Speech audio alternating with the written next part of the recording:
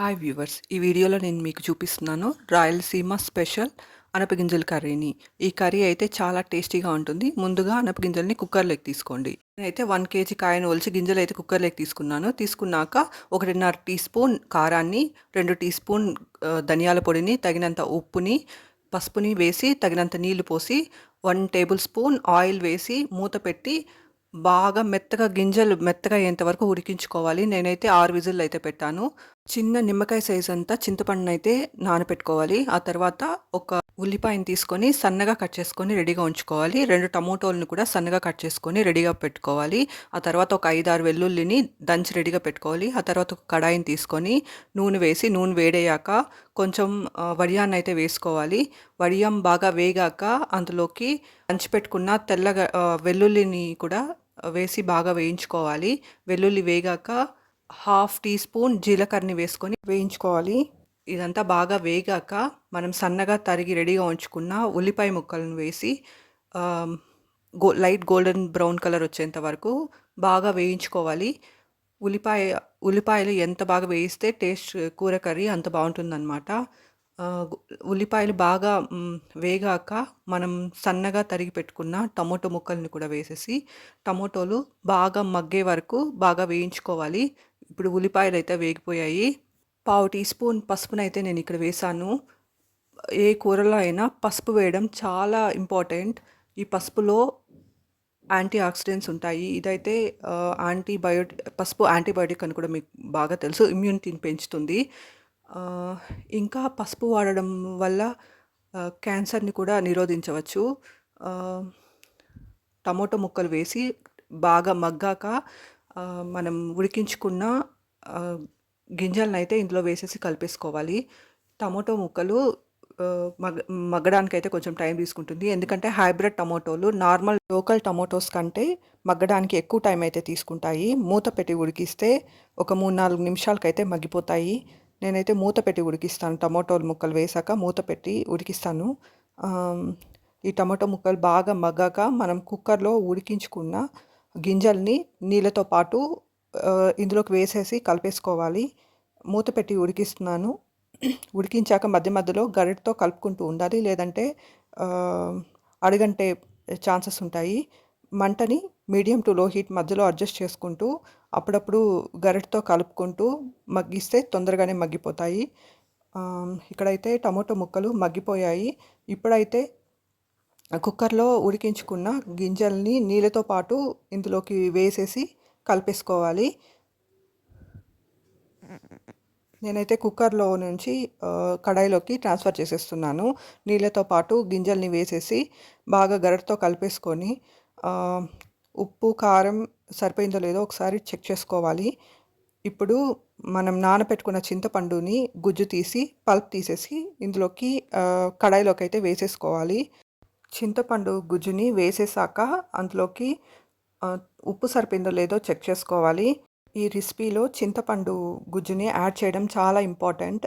ఇలాంటి రెసిపీస్లో చింతపండు గుజ్జుని యాడ్ చేయడం వల్ల కర్రీ టేస్ట్ ఇంకా పెరుగుతుంది.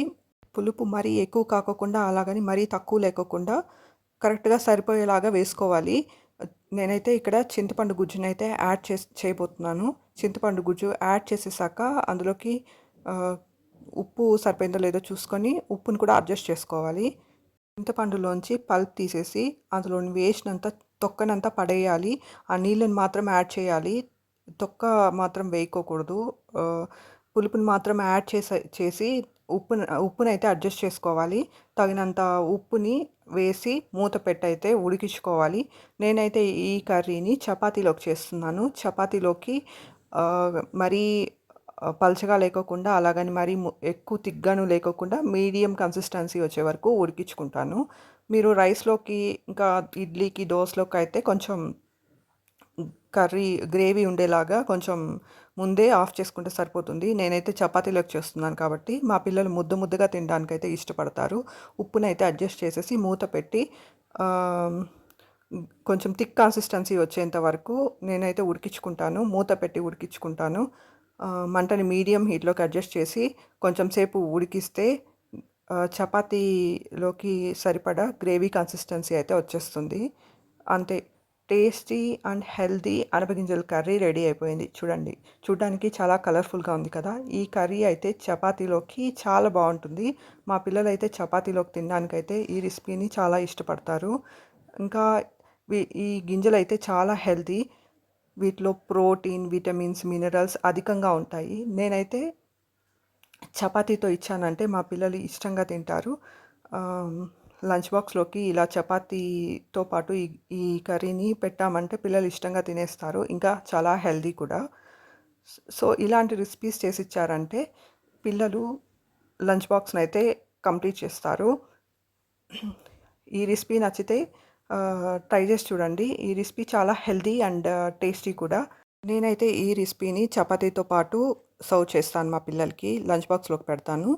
చపాతీని రుద్ది రెడీగా పెట్టుకోవాలి. ఆ తర్వాత పెనం బాగా కాలితే చపాతీలు బాగా వస్తాయి. పెనం బాగా వేడయ్యాక దానిపైకి మనం రుద్ది పెట్టుకున్న చపాతీనైతే దానిపైన పెట్టేసి ఫస్ట్ 10 సెకండ్లు ఒక పక్క కాల్చుకోవాలి. ఆ తర్వాత రెండో పక్కకి తిప్పి ఒక 5 సెకండ్స్ కాల్చుకున్నాక అటు ఇటు తిప్పుకుంటూ కాల్చుకుంటే చపాతీలు బాగా సాఫ్ట్గా వస్తాయి. రెండు పక్కల కాలాక థర్డ్ సైడ్ ఫ్లిప్ చేసినప్పుడు దానిపైకి ఆయిల్ వేసి ఆయిల్ బాగా స్ప్రెడ్ చేసుకుంటూ కాల్చుకుంటే చపాతీలు బాగా సాఫ్ట్గా వస్తాయి. ఇంకా మనం ఇప్పుడు చేసిన కర్రీలో చాలా హెల్త్ బెనిఫిట్స్ అయితే ఉంటాయి. అందులో ప్రోటీన్ ఉంటుంది, విటమిన్స్ ఉంటుంది, మినరల్స్ ఉంటాయి, ఇంకా ఫైబర్ అధికంగా ఉంటుంది. ఫైబర్ అధికంగా ఉండడం వల్ల ఇది డైజెస్టివ్ హెల్త్కి చాలా సపోర్ట్ చేస్తుంది. ఇందులో మన స్టొమక్లో మంచి బ్యాక్టీరియాని పెంచి డైజెస్టివ్ హెల్త్కి చాలా సపోర్ట్ చేస్తుంది. ఇంకా బ్లడ్ షుగర్ లెవెల్స్ని కూడా బాగా తగ్గిస్తుంది. ఇందులో ఫైబర్ కంటెంట్ అధికంగా ఉండడం వల్ల బ్లడ్ షుగర్ లెవెల్స్ని కూడా తగ్గిస్తుంది. ఈ కర్రీని అయితే షుగర్ పేషెంట్స్ వాళ్ళ డైట్లో చేర్చుకోవచ్చు. దీనివల్ల చాలా హెల్త్ బెనిఫిట్స్ అయితే ఉంటాయి. ఇంకా ఇది స్టొమక్ గట్ బ్యాక్టీరియాని కూడా మంచి బ్యాక్టీరియాని పెంచి డైజెస్టివ్ హెల్త్ని అయితే ఇంప్రూవ్ చేస్తుంది. ఫైబర్ని కూడా ఇందులో ఫైబర్ అధికంగా ఉండడం వల్ల చాలా ఆరోగ్య ప్రయోజనాలను కూడా కలిగిస్తుంది. డైజెస్టివ్ హెల్త్ని ఇంప్రూవ్ చేయడమే కాకోకుండా దీనివల్ల చాలా న్యూట్రిషన్ కూడా లభిస్తుంది. ఇలా చపాతీతో సర్వ్ చేసామంటే పిల్లలు చాలా ఇష్టంగా తింటారు. Thanks for watching my video. Thank you.